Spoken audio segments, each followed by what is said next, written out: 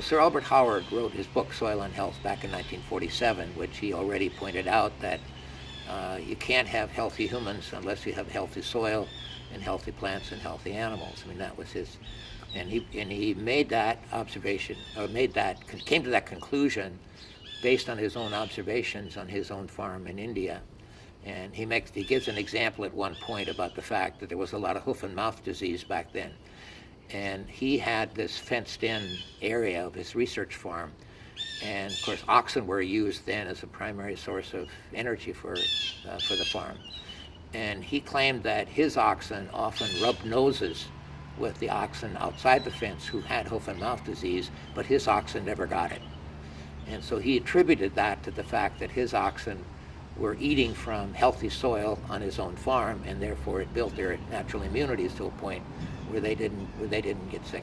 And so at one point he refers to that as the healthcare system of the future.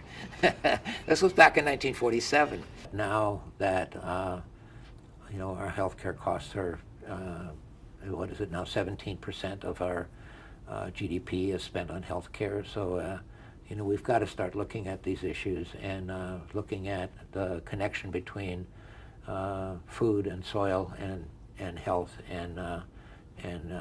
and see that as a contribution that we can make to the health of individuals.